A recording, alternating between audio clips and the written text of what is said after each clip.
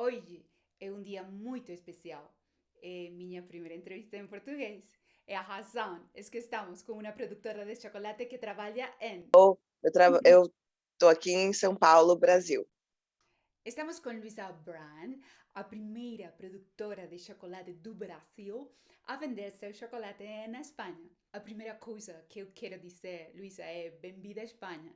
Estou muito feliz e honrada de estar aqui com você, conversando na sua língua. Luisa, você pode se apresentar e apresentar a marca de chocolate que leva seu nome? Primeiro, eu agradeço o convite.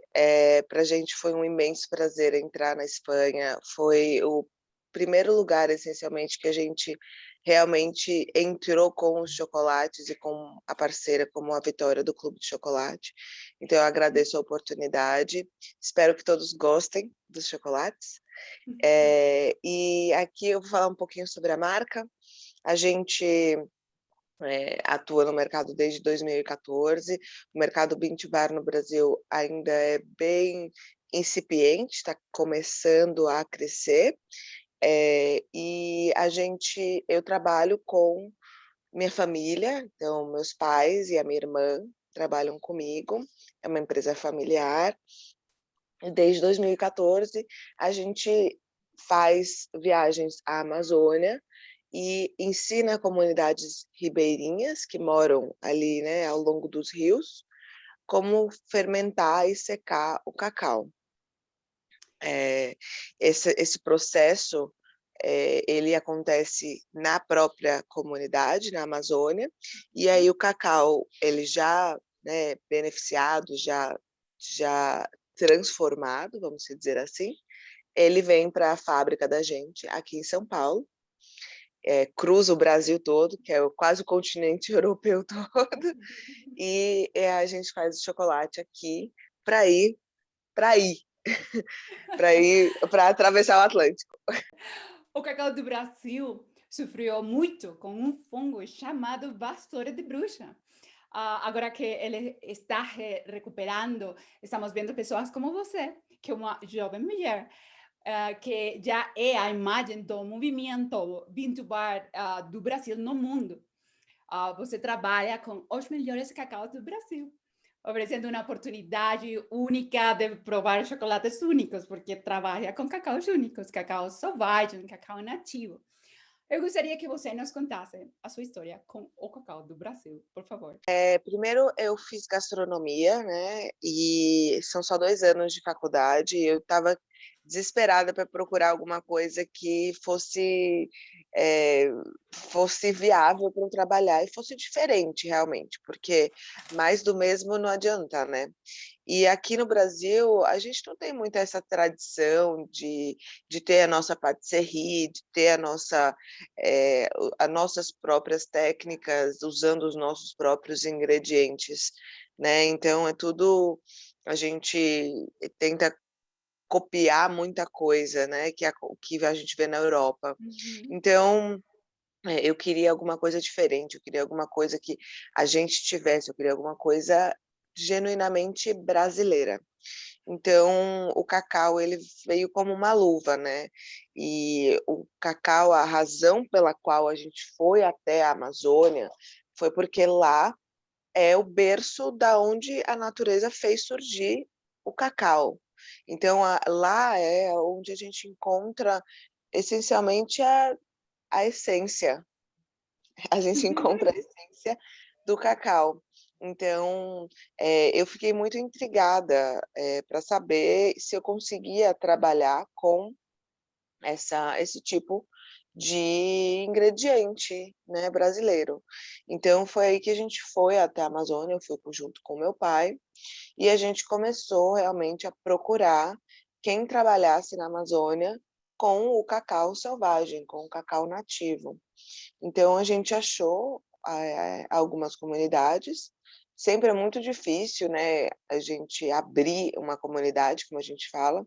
Demora anos, porque o cacau da Amazônia ele só tem uma safra.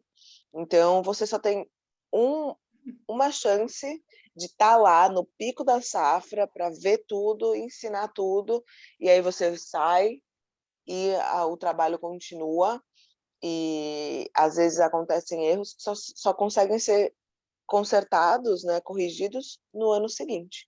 Então isso faz com que o processo demore um pouco, mas é muito gratificante, ver, né, sentir todos os sabores diferentes, sentir realmente o terroir de uma região, né, o sabor daquela região, o que aquele microclima faz com aquele fruto, que fica tão diferente, né, um do outro. E trabalhar com chocolate, sempre foi um desafio para mim, né, existem várias facetas, não é só eu fazer o chocolate, né, é fazer o chocolate, mas é ir lá, conhecer as pessoas, olhar no olho, apertar a mão, ter essa relação, muito mais do que uma relação de fair trade, é uma relação de amizade, é uma relação de, humana, essencialmente. Então, tem esse aspecto, né, dessa, eh, de construir uma relação de confiança, e, enfim, né, a gente aqui é bem, como eu posso te dizer, meu pai vem de um background bem científico, Uhum. então a gente tem um trabalho, de genética por trás também, disso, porque o cacau da Amazônia ele não é totalmente catalogado, Uhum. então a gente tem esse trabalho, a gente se preocupa com isso também, porque a gente sabe que daqui a uns anos aquela genética pode não estar ali mais, né, por as mudanças climáticas que estão acontecendo tão rapidamente no mundo. Então a gente, o mais rápido possível, a gente, toda vez que a gente chega em algum lugar, a gente pega amostras e manda para análise de DNA nos Estados Unidos. A gente tem um parceiro lá que faz isso para a gente. Uhum. Então, assim, eu me sinto muito realizada trabalhando com o cacau e o chocolate amazônico. A situação do Brasil como um avanço do Covid está muito complicada. Afetou seu trabalho? Você pode viajar para a Amazônia ou as viagens ainda estão restritas mesmo? Eu sou uma pessoa que, desde o começo da empresa, eu sempre viajei muito. Uhum. Em 2019, eu fiz 9 viagens à Amazônia. Estava 2 semanas aqui, 2 semanas lá, e se eu não estava lá, eu estava em algum outro lugar, ensinando, né, porque eu também Uhum. sou professora. Então, para mim, a pandemia veio e me afetou muito com relação às novas origens, né. As origens antigas nem tanto, porque como a gente já tinha estabelecido a relação, algumas têm 5 anos, 4 anos, 3 anos, a gente consegue contornar a situação, Uhum. né, a gente consegue, ligar para o pessoal quando eles estão na cidade, porque muitas vezes é onde eles moram não pega o Uhum. telefone celular, ou a internet, alguma coisa assim, então a gente, sempre está ligando e tentando falar com o pessoal. Eh, então afetou um pouco a minha comunicação e, é claro, afetou, a gente sempre tenta abrir uma nova origem por ano, né, então ir numa nova origem diferente por ano, para sempre ter, para sempre estar explorando novos sabores, impactando mais, chamando mais a atenção para a questão do cacau amazônico. Infelizmente, nesse ano de 2021, isso não vai ser possível. A gente está cruzando os dedos para que em 2022 a gente consiga abrir 2, mas é difícil. Ou tem em mente alguma forma de ajudar os produtores de cacau desta zona? A gente ajuda de maneiras bem diversas. A Uhum. gente, eh, claro, a maior parte da ajuda agora, no momento, por causa da Covid, ela vem financeiramente, né. Uhum. É você não cortando né, o suprimento de cacau, é você comprando um pouquinho mais, se você conseguir, é você entendendo quais são as dificuldades deles. Por exemplo, ontem mesmo, a gente estava aqui tendo uma reunião às 10 horas da noite, eu com os meus pais e a minha irmã, sobre um barco que um dos ribeirinhos pediu, porque lá o transporte é um barco. Então ele falou, olha, eu preciso de um barco, custa tanto, e eu pago a vocês em cacau. Então a gente estava aqui discutindo sobre a possibilidade da gente realmente fazer esse aporte desse dinheiro para ele comprar o barco. Teve uma outra ocasião, em 2018, que um ribeirinho pediu para a gente um dinheiro porque ele queria comprar um terreno que tinha mais cacau e açaí. E aí, então, também a gente comprou o terreno e ele pagou em cacau para a gente. Então, são várias maneiras, né? Também já conseguimos várias doações é, de pessoas de fora e... Você não está aparecendo.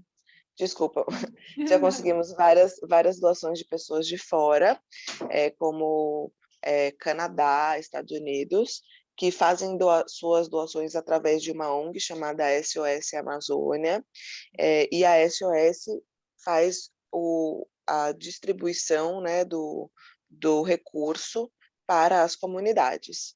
Então, se você quiser doar, uma boa alternativa é entrar no site da SOS Amazônia e você consegue, tem uma página de doação, você consegue doar lá, e aí eu só peço para especificar que você gostaria que fosse para a cadeia do cacau, aquele recurso, só isso. Você exportou barra com diferentes origens de cacau para a Espanha, Sim. mas a que eu mais gostei foi da barra de chocolate branco. Pode nos contar mais sobre este sabor? O chocolate branco, ele entrou no nosso portfólio em 2019, então faz pouco tempo. A gente teve muita resistência porque a gente não queria, como no chocolate intenso, a estrela do chocolate é o cacau. Então, nos chocolates ao leite, no chocolate branco, para a gente, no nosso entendimento, a estrela do chocolate tinha que ser o leite. Então, o nosso leite, a gente pesquisou muito, a gente passou um ano, mais ou menos, pesquisando o nosso leite, que é um leite de vacas Jersey. É um leite muito difícil de você conseguir, não é um leite que você chega no supermercado ou num distribuidor ou alguma coisa e pede uma saca, não. A gente faz o nosso próprio leite. Demorou muito tempo para a gente conseguir entender quais eram as etapas do processo, porque são 3 etapas e elas têm que acontecer de forma simultânea e muito sincronizada, senão a gente perde. O que seriam essas 3 etapas, né? Seria a ordenha da vaca. Então, é um pequeno produtor aqui perto de São Paulo. Então, ele ordenha a vaca às 5 da manhã. Às 6 da manhã, o caminhão do laticínio, que é um laticínio que tem que ser próximo, porque leite é um dos alimentos mais perecíveis do mundo. Então, o laticínio, ele precisa ser bem próximo. Então, aí o caminhão do laticínio vem, pega essa quantidade de leite, 1.000 litros, 2.000 litros. A gente nunca seca mais do que isso, porque realmente, como né, é um leite muito especial, a gente gosta de fazer pequenos lotes. E aí ele pasteuriza no laticínio e depois da pasteurização entra no caminhão novamente e vai para o secador, né, que ele passa por um processo de spray dryer. E nesse secador, o secador já tem que estar lavado e pronto para receber o leite. Então, assim, quando é dia de secagem de leite, a gente fica bem apreensivo, porque é um leite caro, a matéria-prima cara, que não pode dar errado, e que depois disso tudo a gente ainda faz testes para saber se está tudo certo com o leite, né? Com aquele lote de leite. Então, a gente levou muito a sério isso. Eu adoro o nosso leite. Nosso leite, ele não tem nada nele, né? De aditivos. Então, você consegue realmente sentir a cremosidade diferente dele e você consegue sentir um sabor muito diferente. O leite, ele é um dos alimentos mais industrializados e padronizados do mundo, né. Se você for pensar, se você beber um leite aqui no Brasil, se você beber um leite lá no Japão, ou até aí na Espanha, normalmente vai ser da raça Holstein, então ele vai ter a mesma quantidade de ácidos graxos, a proporção deles vai ser a mesma, então o sabor dele vai ser praticamente o mesmo, mas além disso, além dele passar pelo processo de pasteurização, né, ele passa pela ordenha, passa pela pasteurização, Uhum. ele também passa por um processo de homogeneização, Sim. para não ter a separação dele, né.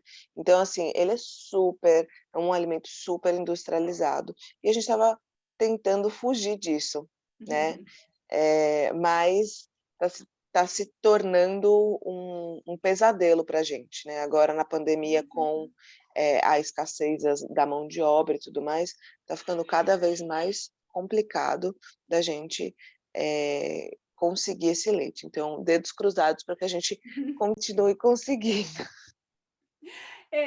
Geralmente, quando falamos de bean to bar, temos chocolates intensos e puros. Muitos produtores são muito puristas, diante que um mercado que ainda gosta chocolate ao leite. E você tem duas barras que tem adição de leite, que inclusive são extra cream. O que te fez lançar uma barra com esse tipo de sabor? Você vê que o mercado realmente gosta mais desse tipo de chocolate?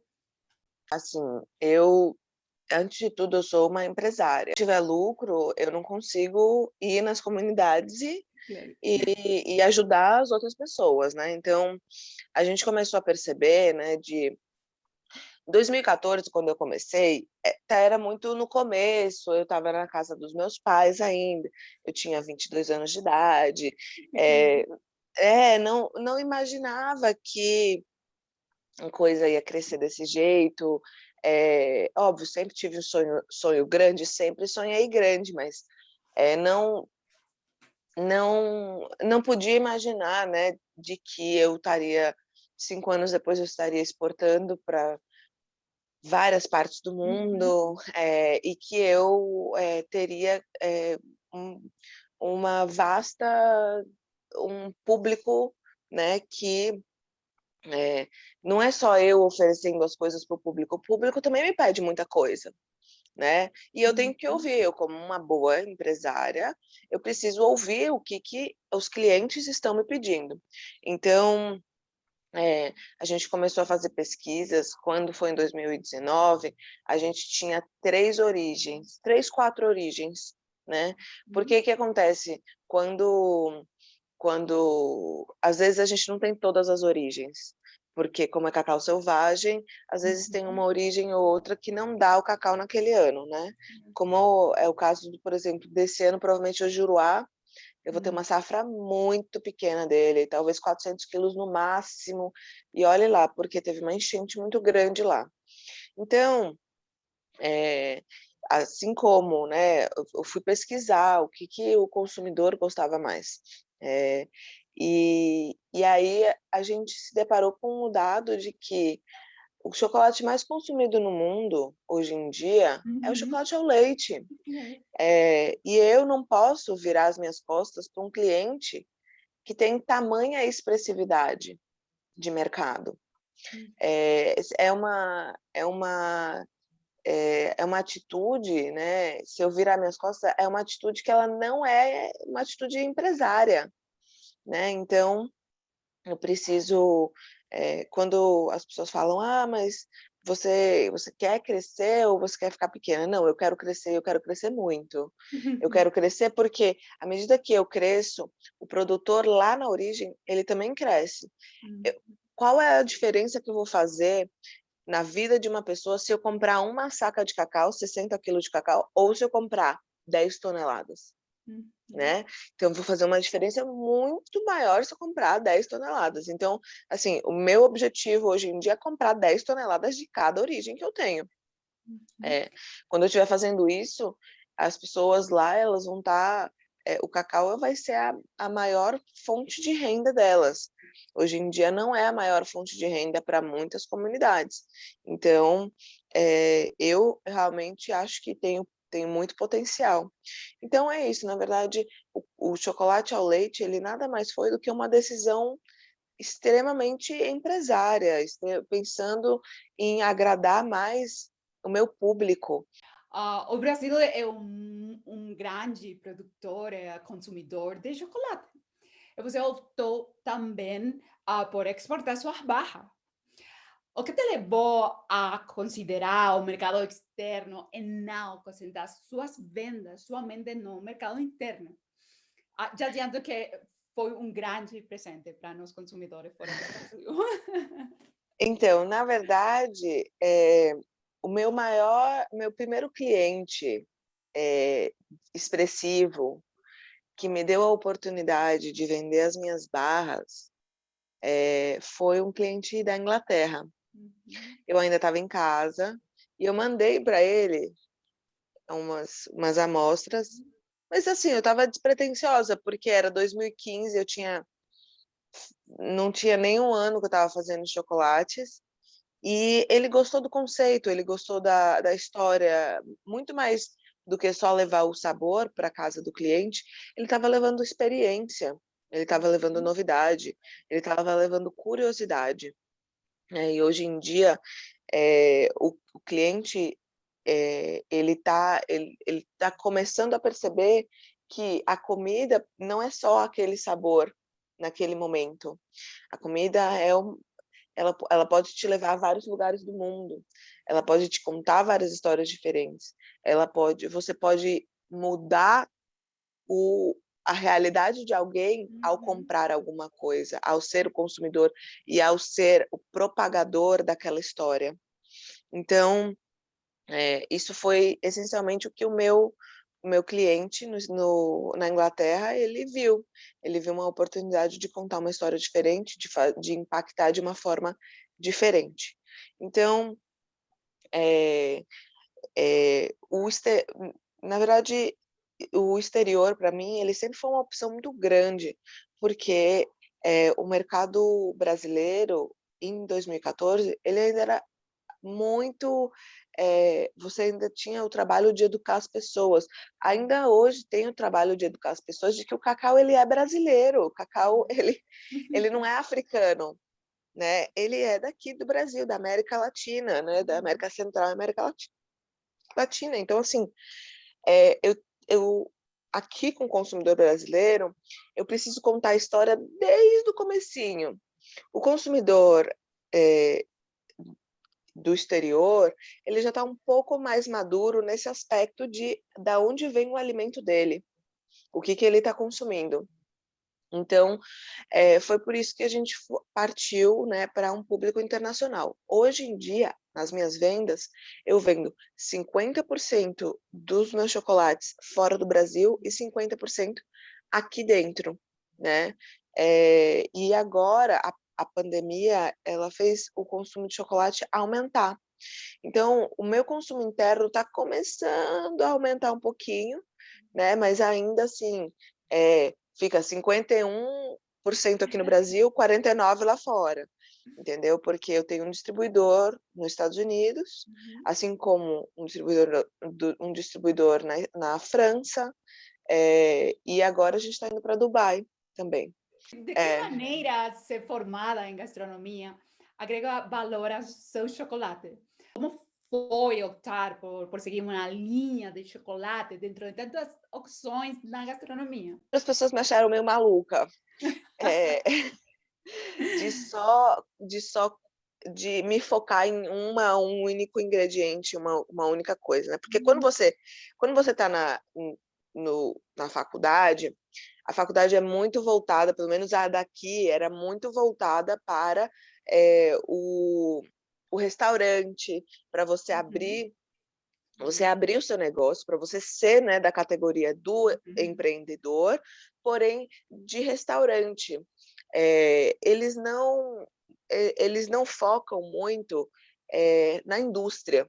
Hum, Hoje em dia eu sou uma indústria, eu tenho uma fábrica, eu tenho sim. equipamentos grandes, eu tenho um chão de fábrica, né? Então, quando eu comecei a fazer os chocolates, eu estava no último semestre da faculdade e os meus primeiros cobaias foram meus chefes e meus colegas, né? E como tudo que a gente não começa do topo. Ninguém começa sabendo tudo, ninguém começa fazendo aquele chocolate maravilhoso. Ninguém. Então, assim, quando eles provavam o chocolate, eles quase cuspiam o chocolate na minha frente. Por quê? Porque eu precisava aperfeiçoar todas as minhas técnicas. Mas eu sou uma pessoa que eu sou muito resistente. E eu insisto muito. Acho que já deu para perceber que eu insisto bastante nas coisas. Então, assim, eles viram que era uma ideia diferente. Eu não queria fazer mais do mesmo, sabe? Eu não queria. Quando eu entrei na faculdade, eu falava: eu quero me formar, eu vou para Europa, vou fazer um cordon bleu, eu vou fazer alguma escola, sei lá, de patisserie, e vou a Lenotre, alguma coisa assim, e vou voltar para o Brasil e vou ter a minha confeitaria e minha padaria, porque Uhum. até hoje eu ainda sonho que algum dia na minha vida eu vou ter uma padaria, uma confeitaria. Só que quando eu entrei na faculdade, eu comecei a conhecer mais meus colegas de turma, Uhum. eu percebi que muita gente tinha o mesmo sonho que o meu. Muita gente. Aí eu falei, gente, mas qual vai ser o meu diferencial? Por que que a pessoa vai comprar o meu macarrão e não vai comprar o dela? Uhum. Né? Porque todo mundo ali queria ir para a Europa, todo mundo queria aprender as técnicas, todo mundo queria voltar e abrir sua confeitaria. Uhum. Então, assim, o que que eu tinha de diferente para oferecer para o meu cliente que não seria mais do mesmo, né? Chover no molhado. Então, foi que eu fui procurar por ingredientes brasileiros. Eu Uhum. queria ainda trabalhar com a confeitaria, com a patisserie, mas eu queria fazer alguma coisa genuinamente brasileira.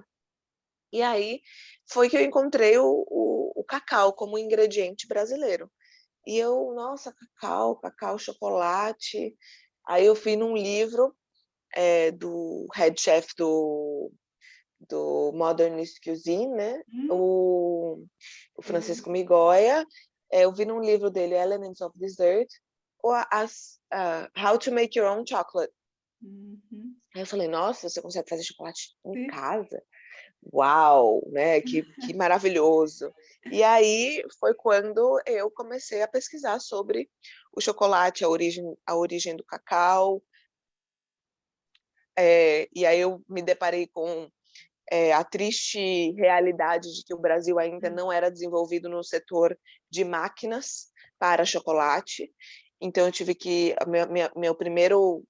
Minhas primeiras máquinas foram todas importadas, Uhum. Estados Unidos, Índia. Aonde tinha máquina, eu estava lá tentando comprar. É. E aí, depois foram surgindo os outros bean to bars, o movimento da Bahia, né? Uhum. Depois da Vassoura de Bruxa, pós-Vassoura de Bruxa, ele começou a se fortalecer. E aí o setor de chocolates no Brasil começou a amadurecer. Uhum. Começou a, Começaram a surgir pessoas que faziam máquinas menores, que queriam entender o chocolate brasileiro, ou seja, os connoisseurs. Começou a isso, né? Mas isso aí foi em 2016, 2018. Então, assim, tá muito ainda. Estamos bebês ainda nisso, né? Mas, é, enfim, é uma jornada muito alegre para mim ver um setor como um todo, a gente abrindo mais um setor da economia brasileira. Isso é muito legal. Uma das suas barras tem 4 prêmios. Segue sendo muito elogiada. Como é sua relação com os prêmios e reconhecimento que seus chocolates recebem? Você acredita em amuleto para manter este sabor? A barra que tem os 4 prêmios é a Barra do Juruá. É o cacau mais difícil que a gente tem de encontrar. Ele é super raro. É uma família genética nova. Ainda tá para sair o paper, né, para catalogar essa família. Então, não posso falar muita coisa sobre ela. Mas foi um trabalho que começou em 2016 e a gente só conseguiu nossa primeira safra em 2018. Então, olha só como é difícil, né? Então, assim, as premiações, e ela ganhou todas as premiações com a primeira safra deles. Então, assim, foi realmente um, foi uma alegria para a gente, né? Porque a gente começou certo, né? É muito difícil começar certinho assim. Então, foi um gol, né? Vamos dizer assim. E a, a, a barra, essa barra é simples. Se você tiver a oportunidade de pegar, né, de comprar essa barra, compra, porque não é todo ano que a gente tem ela, infelizmente. Sim, mas agora essa barra na Espanha é sold out. Mandei o meu último carregamento que eu tinha para a Vitória e eu acho que ela já vendeu tudo, porque só foram 50 barras, eu acho. E olha que só deu para isso, foi a raspa do tacho mesmo. Usei tudo que eu tinha aqui para mandar esse carregamento, que eu sabia que era muito importante. Os brasileiros têm um grande papel nos seus chocolates. Você acredita que suas barras são literalmente uma viagem aos sabores do Brasil? Com certeza, com certeza. Eu acho que você, hoje em dia, a comida ela te conta muito mais do que só aquilo, só o sabor que você está sentindo na sua boca, né? São os sabores, são, mas é também a cultura que está se desenvolvendo aqui, o conhecimento do ribeirinho que está lá pegando cacau. Uhum. Você consegue, eu espero, né, com o, através das redes sociais e tudo mais, que eu esteja contando realmente e fazendo jus à história de cada cacau que a gente trabalha, porque realmente é o ouro, né? Você não consegue encontrar, em termos de cacau, alguma coisa mais rara do Uhum. que o que você encontra na Amazônia, o que é intocado pelo homem, né? Uma das coisas que me tocou muito, eu tenho uma relação muito de perto com um pesquisador americano que faz nossos testes genéticos, né? E ele é casado com uma brasileira. Ah, Então, ele vem para o Brasil todo ano e a gente se encontra todo ano. Infelizmente, esse ano não deu para a gente se encontrar por causa da pandemia, uhum. né? Mas a gente se encontra todo ano e ele falou uma coisa que ficou na minha cabeça, né? Que o cacau, ele é um fruto consumido pela humanidade há muitos, muitos milênios, né? Milênios, a gente não está nem falando de centenas de anos, a gente está falando de milênio. E você ainda consegue achar ele na sua integridade, na sua genética, na sua natureza, na sua, né, integridade, realmente. Não tem outra palavra para descrever. Se você for pensar num alimento que é consumido em grande quantidade pela humanidade e que você ainda consegue encontrar na sua forma mais pura, são pouquíssimos, né? Eu posso imaginar o chá, porque ainda tem muito chá silvestre, o café nas regiões do Iêmen, mas de resto, eu não consigo. Você não tem uma maçã selvagem, um tomate selvagem, né? É tudo hoje em dia manipulado e extremamente modificado. Então, realmente, para você estar provando um cacau que ele né, a essência daquilo é intocada, né, pela civilização, para mim, é muito especial. Sendo formada em gastronomia, você pensa no futuro, ter mais produto além da barra? Como, por exemplo, assinar alguma linha de sobremesa de restaurante, de alguma, ou ainda ter trufas ou outros derivados. É assim que você tem uma crema de avelã. Tenho. Você é importante ter mais produto que somente barra, né? Muito importante. A barra, na verdade, ela se provou, né, ao longo dos anos, a barra ela se provou como sendo o item mais difícil da gente vender, né? Uhum, Porque hoje em dia você consome chocolate em tantas outras formatos, né? Achocolatado, bombons, bebidas, cremes de avelã, diversos uhum, cremes. Então, assim, você consome o chocolate em diversas outras modalidades. A modalidade que as pessoas menos, assim, consomem o chocolate mesmo é a barra. barra. Então, então assim, mas isso quando eu comecei eu não sabia disso, né? Então, eu fui descobrindo e hoje em dia eu tenho muita vontade de ter uma linha de bombons, de ter uma linha de trufas, eh, de, de ter assim eu acho que linha de sobremesas eu ainda não pensei nisso, Uhum. mas ter uma linha talvez de panificação usando chocolate, eu gosto muito da fermentação, né? Então, a fermentação natural para mim, ela chama muito a minha atenção. Então, acho que eu ainda vou ter, eu ainda vou ter. Você já visitou a Espanha? Existe algum produto da Espanha que te inspira a fazer adições para uma nova barra? Alguma linha internacional inspirada em sabores do mundo? Infelizmente, eu ainda não visitei a Espanha e tenho muita vontade. Eu sou judia, então agora minha família é de origem espanhola, né? Minha bisavó, o sobrenome dela era Algranati, de Granada. Então, Hum, eu estou em processo de tirar meu passaporte espanhol, para conseguir, talvez abrir uma empresa aí na Europa, alguma coisa assim, né, para ser mais fácil de exportar, de distribuir e tudo mais. Mas tem alguns ingredientes da Espanha que eu simplesmente adoro. Nem, nem todos eles eu vou parear com chocolate, né? Eu acho que tem tem, eu gosto muito como é que eu posso dizer? São enlatados. ah, É eh, uma, é pimientos, uma, pimientos. putz, é uma empresa chamada Spinaler. Não sei se alguém Ah, sí, sí, conhece. sí, sí, sí, mejillones. Isso, mexilhão, exato.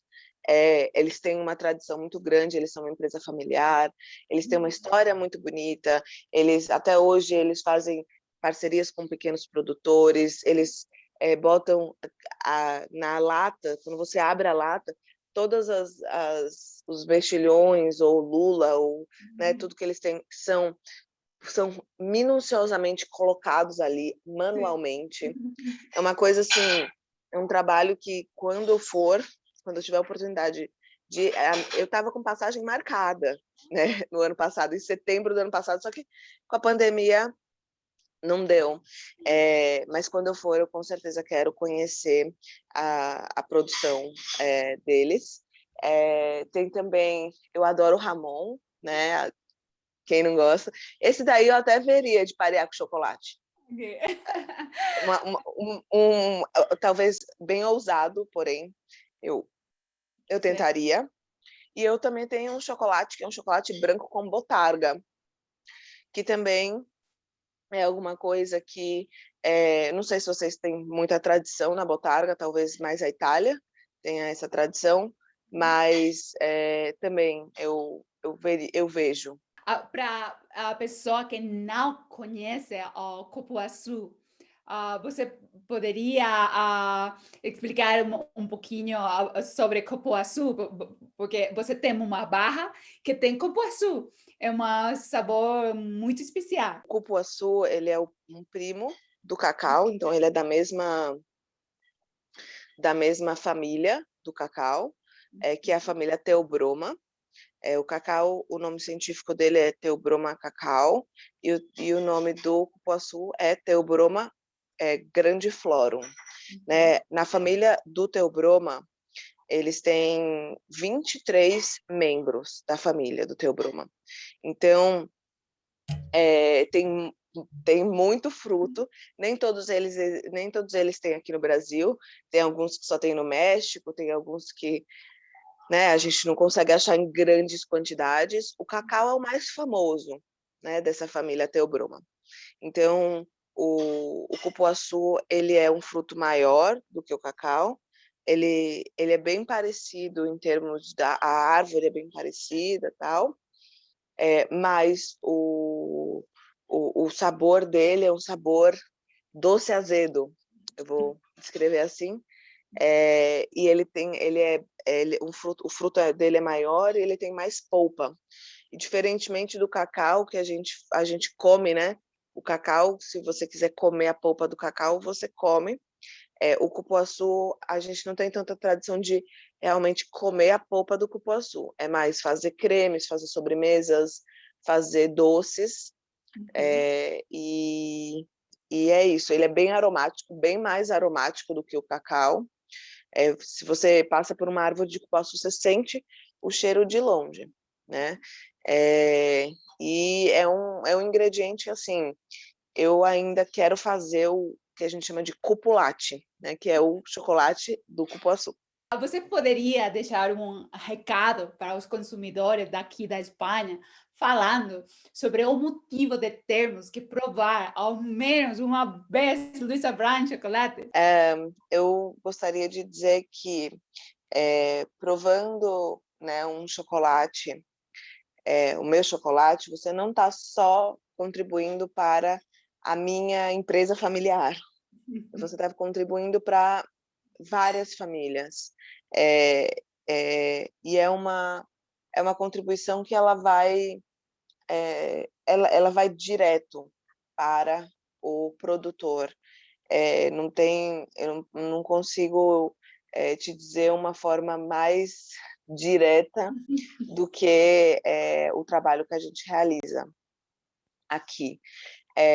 Fora isso, você vai estar contribuindo para a preservação da Amazônia, porque a árvore do cacau ela é uma árvore preservacionista, ela precisa das outras árvores maiores para fazer a sombra para para elas crescerem e florificarem e darem frutos.